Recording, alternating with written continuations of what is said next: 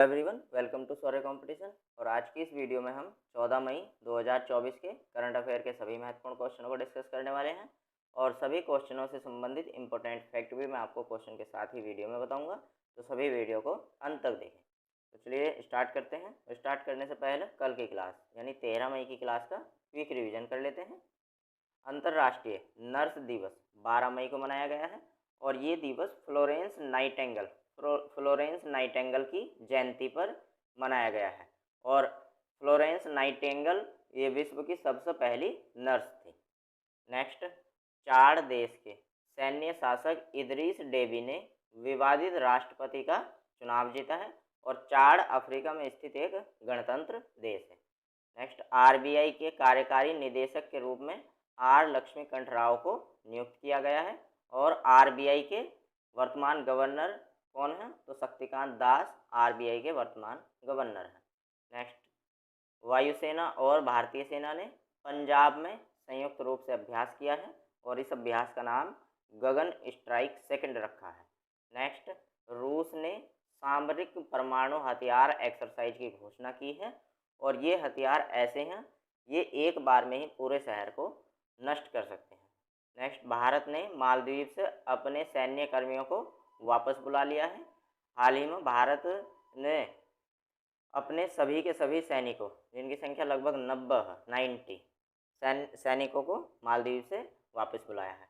Next देखते हैं, बेंगलुरु, कर्नाटक की राजधानी बेंगलुरु की फर्म ने सैन्य क्षमता वाले ऑल टेरेन वाहन विकसित किए हैं।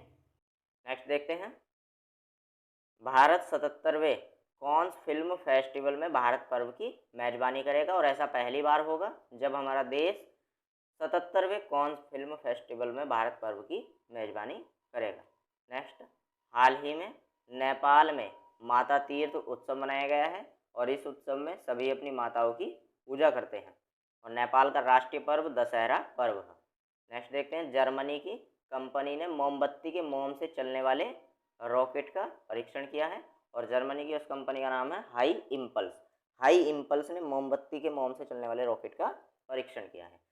तो दोस्तों, यदि करंट अफेयर की इस क्लास को आप डिटेल में देखना चाहते हैं तो इसका लिंक मैंने डिस्क्रिप्शन में दिया है, आप जाकर देख सकते हैं। और अगर आप करंट अफेयर की इस क्लास को डेली देखना चाहते हैं तो आप हमारे चैनल के साथ जुड़ सकते हैं। चैनल को सब्सक्राइब करके बेल आइकन को ऑन कर लीजिए और अगर आपने अभी तक वीडियो को लाइक नहीं किया है तो लाइक बटन पर क्लिक करके वीडियो को लाइक कर दें ताकि हमें मोटिवेशन मिलता रहे और हम आपके लिए ऐसे ही डेली करंट अफेयर की क्लास महत्वपूर्ण क्वेश्चनों के साथ बनाते रहें। चलिए बढ़ते हैं क्वेश्चन नंबर 1 पर आज के करंट अफेयर के। हाल ही में अंतर्राष्ट्रीय ह्यूमस दिवस कब मनाया गया है? सही आंसर है ऑप्शन नंबर सी, 13 मई। तो 13 मई को अंतर्राष्ट्रीय ह्यूमस दिवस मनाया गया है और इस दिवस को मनाने का उद्देश्य क्या है? तो इस दिवस को मनाने का उद्देश्य स्वादिष्ट भोजन के प्रति जागरूकता बढ़ाना है। इम्पोर्टेंट पॉइंट देखते हैं दोस्तों, 1 मई को अंतर्राष्ट्रीय मजदूर दिवस या जिसको मई दिवस भी बोलते हैं 1 मई को मनाया गया है और 3 मई को विश्व प्रेस स्वतंत्रता दिवस के रूप में मनाया गया है और विश्व प्रेस स्वतंत्रता सूचकांक में इंडिया 159वीं रैंक पर रहा है, 159वीं रैंक पर रहा है। और जबकि विश्व प्रेस स्वतंत्रता सूचकांक में अगर हम पाकिस्तान की बात करें तो पाकिस्तान इस बार इंडिया से ऊपर है यानी 152वीं रैंक पर है और चीन जो है वो 150वीं रैंक पर है। ठीक है।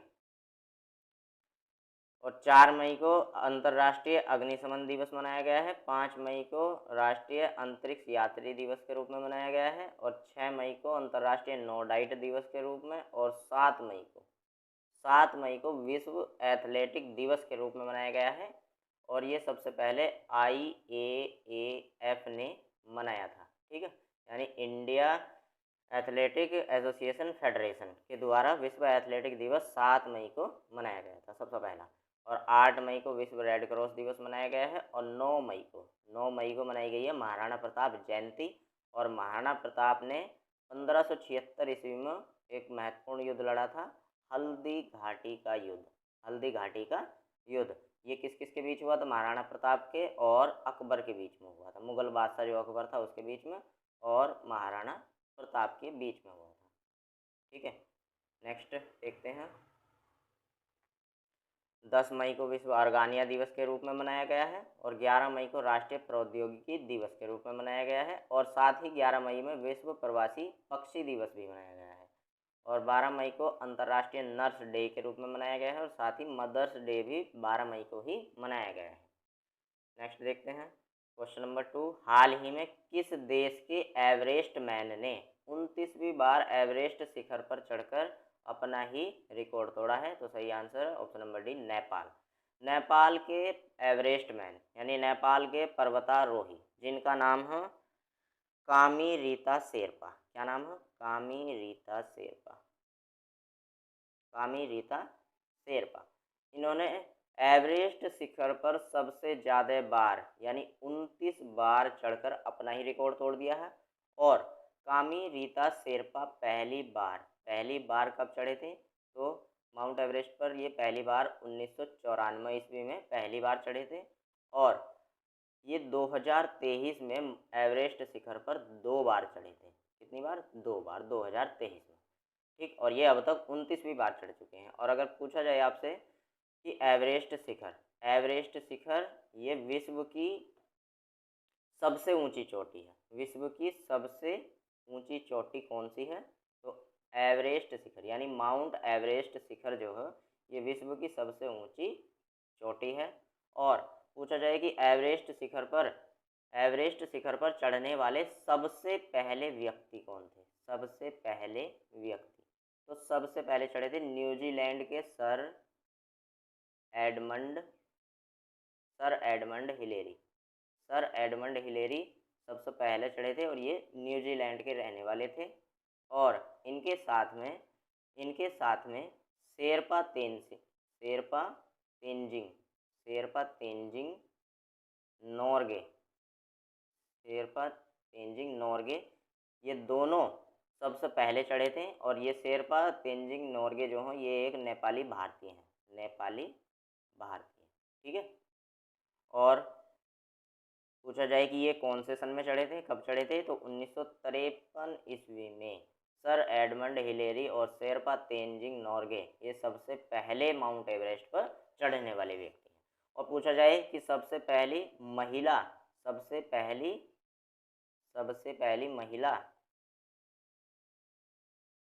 माउंट एवरेस्ट पर चढ़ने वाली सबसे पहली महिला कौन है? तो जुंको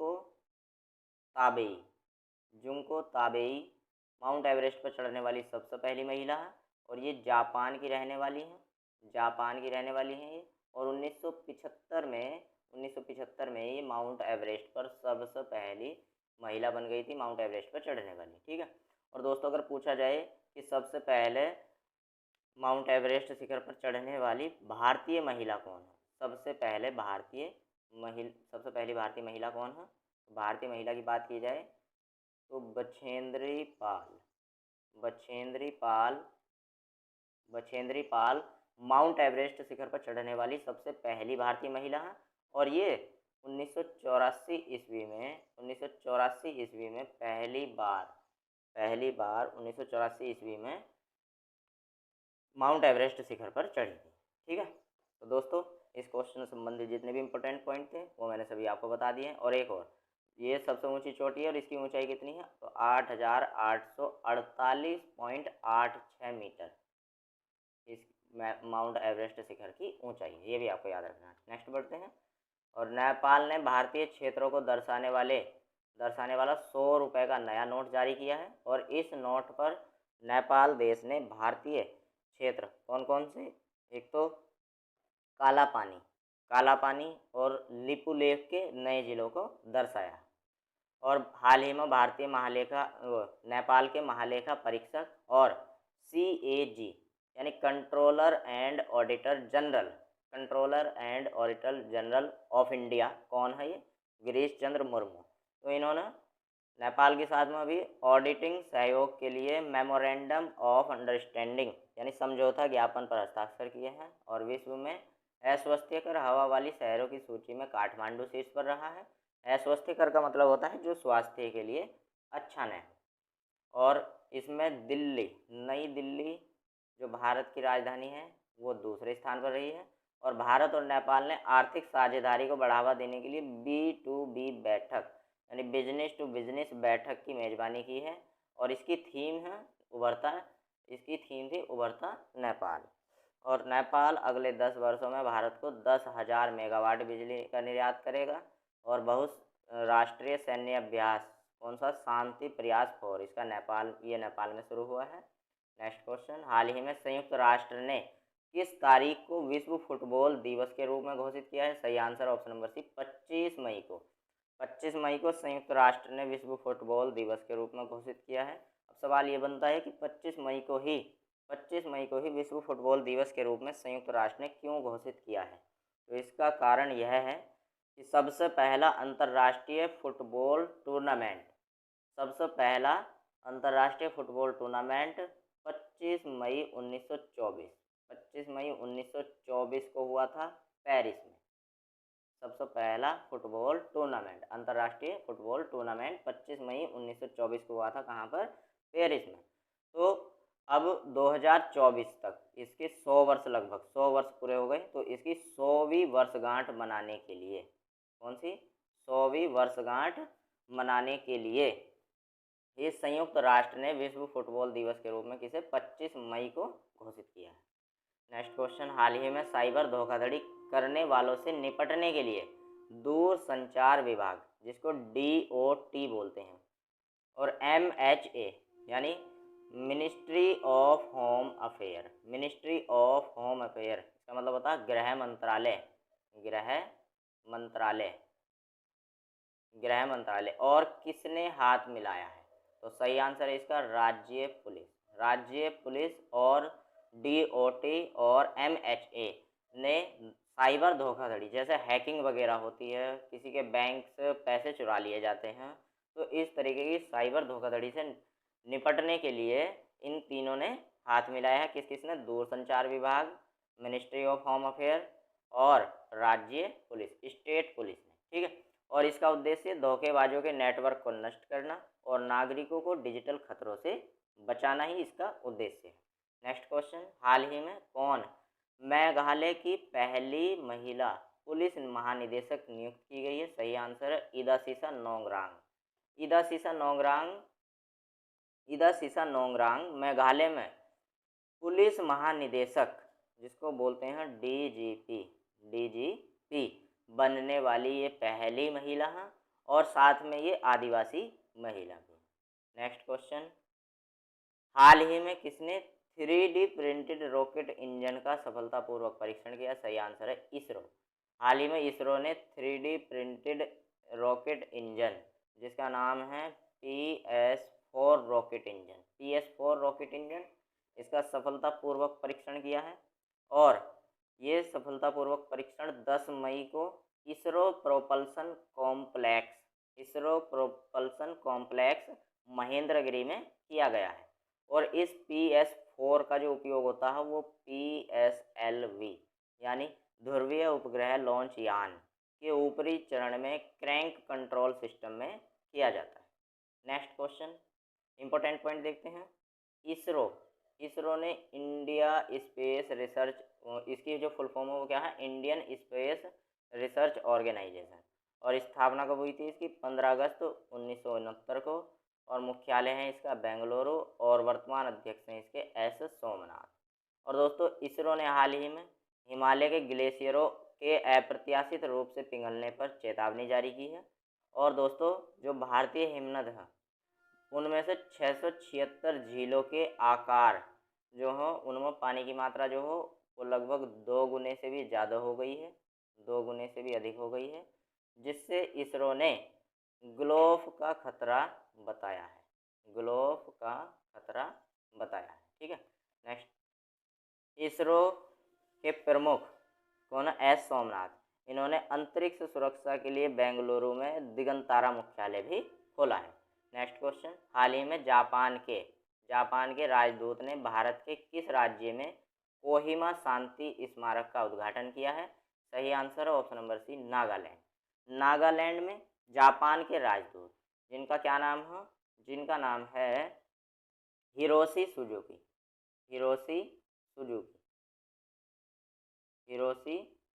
सुजुकी।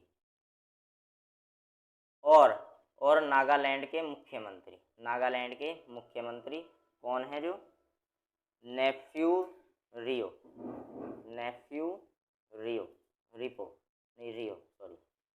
रियो। इन्होंने दोनों ने संयुक्त रूप से कोहिमा शांति स्मारक और साथ में इको पार्क इसका उद्घाटन किया है। नेक्स्ट देखते हैं इम्पोर्टेंट पॉइंट। जापान ने दूसरी बार AFC अंडर-23 एशियाई कप जीता है। AFC की स्थापना 1954 में हुई थी और AFC यानी एशियन फुटबॉल कन्फेडरेशन इसकी फुल फॉर्म है, ठीक है। और दूसरी बार जापान ने दूसरी बार AFC में क्या जीता है? एशियाई कप जीता है, ठीक है। और पहली बार जापान ने 2016 में इस टूर्नामेंट को जीता था। नेक्स्ट, जापान को पीछे छोड़कर भारत विश्व का तीसरा सबसे बड़ा सौर ऊर्जा उत्पादक बन गया है। और यहीं पर सन 2015 में भारत 9वें स्थान पर था। और जापान में 1000 वर्ष पुराना सोमिनसाई महोत्सव समाप्त हुआ है। और जापान दुनिया का पहला लकड़ी का उपग्रह लॉन्च करेगा। और इसरो जापान की स्पेस एजेंसी की मदद से अगला चांद मिशन पूरा करेगा। नेक्स्ट क्वेश्चन, हाल ही में 2024 में सबसे अमीर शहरों की रिपोर्ट में दुनिया के शीर्ष 50 सबसे अमीर शहरों में कौन सा भारतीय शहर शामिल हुआ है? दोस्तों सही आंसर है ऑप्शन नंबर ए, मुंबई पहली बार। मुंबई और साथ में एक और शहर है नई दिल्ली, ठीक है। तो भारत के ये दो शहर पहली बार 50 सबसे अमीर शहरों की लिस्ट में शामिल हुए हैं। और मुंबई इस लिस्ट में 24वें स्थान पर रहा है। कौन से स्थान पर? 24वें स्थान पर रहा है। और नई दिल्ली 37वें स्थान पर रहा है इस लिस्ट, ठीक है। और अगर पहले शहर की बात करूं कि पहले शीर्ष स्तर पर कौन सा शहर रहा है पहले नंबर पर, तो ये रहा है न्यूयॉर्क जो USA का एक शहर है, ये पहले नंबर पर रहा है। और दूसरे की बात करें तो दूसरा रहा है खाड़ी क्षेत्र, और ये भी USA का एक शहर है, ये दूसरे नंबर पर रहा है। और तीसरे नंबर पर रहा है टोक्यो जो जापान की क्या है? राजधानी है, ठीक है। चलिए नेक्स्ट बढ़ते हैं क्वेश्चन नंबर 9 पर। हाल ही में किसे भारतीय नौसेना के चीफ ऑफ पर्सनल के रूप में नियुक्त किया गया है? सही answer option number C, Sanjay Bhalla को भारतीय नौसेना के चीफ ऑफ पर्सनल के रूप में नियुक्त किया गया है। और मनोज कुमार पांडा की अगर हम बात करूं तो मनोज कुमार पांडा भारतीय सेना के क्या हैं? ये जनरल हैं। भारतीय सेना के जनरल हैं कौन? भारतीय सेना के जनरल कौन है? मनोज कुमार पांड्या। और दिनेश कुमार त्रिपाठी भारतीय नौसेना के चीफ हैं। भारतीय नौसेना के क्या हैं? ये चीफ हैं। और संजय भल्ला हाल ही में भारतीय नौसेना के चीफ ऑफ पर्सनल के रूप में नियुक्त हुए हैं। और भारतीय नौसेना की स्थापना हुई थी 26 जनवरी 1950 को भारतीय नौसेना की स्थापना हुई थी। और इसका मुख्यालय की बात की जाए तो पश्चिमी नौसेना का मुख्यालय है मुंबई में। और पूर्वी नौसेना की बात करें तो पूर्वी नौसेना का मुख्यालय है विशाखापट्टनम में पूर्वी नौसेना का मुख्यालय है। और दक्षिणी नौसेना कमान का मुख्यालय कहाँ पर है? कोच्चि में, ठीक है, कोच्चि में। तो ये भी आपको याद रखना है। नेक्स्ट, और 4 दिसंबर को नौसेना दिवस के रूप में मनाया जाता है। नौसेना दिवस के रूप में किसे मनाया जाता है? 4 दिसंबर को। Next, RBI reserve bank of India के कार्यकारी निदेशक के रूप में R लक्ष्मी कंठराव को नियुक्त किया गया है। और रश्मिता झा को NTPC national thermal power corporation का CVO मुख्य सतर्कता अधिकारी नियुक्त किया गया है। और HDFC लाइफ ने KK मिस्त्री को हाल ही में अपना चेयरमैन नियुक्त किया है। और DPIIT के निदेशक के रूप में प्रतिमा सिंह को नियुक्त किया गया है। और सुनील कुमार यादव को महुआ ministry of housing and urban affair के निदेशक के रूप में नियुक्त किया गया है। और अमिताभ चौधरी ये एक्सिस बैंक के नए CEO और MD के रूप में पुनः नियुक्त किया गया है इन्हें।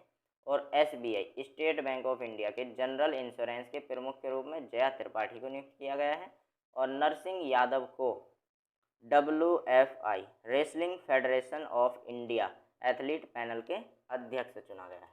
नेक्स्ट क्वेश्चन और लास्ट क्वेश्चन है हमारा, हाल ही में दोहा डायमंड लीग में किसने रजत पदक जीता है? सही आंसर है option number D, Neeraj Chopra.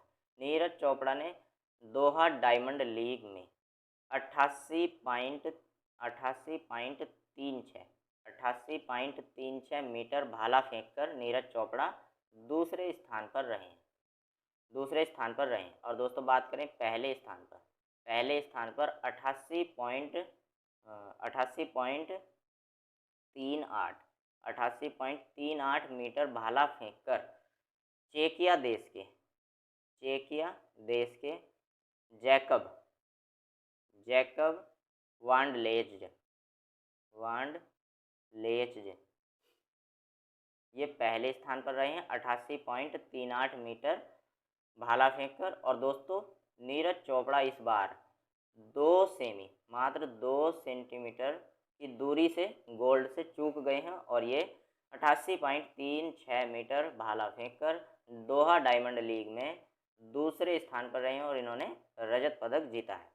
और इससे पहले नीरज चोपड़ा ने 2020 के टोक्यो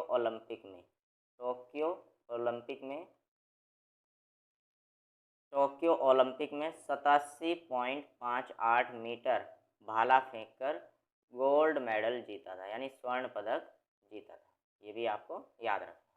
तो दोस्तों थैंक्स फॉर वॉचिंग, और मुझे उम्मीद है कि इस वीडियो के में कराए गए क्वेश्चन और इस वीडियो में मेरे द्वारा दी गई जानकारी आपके लिए काफ़ी महत्वपूर्ण साबित होगी। तो दोस्तों अगर करंट अफेयर की इस क्लास को यदि आप डेली देखना चाहते हैं तो वीडियो को लाइक और चैनल को सब्सक्राइब करना ना भूलें। धन्यवाद।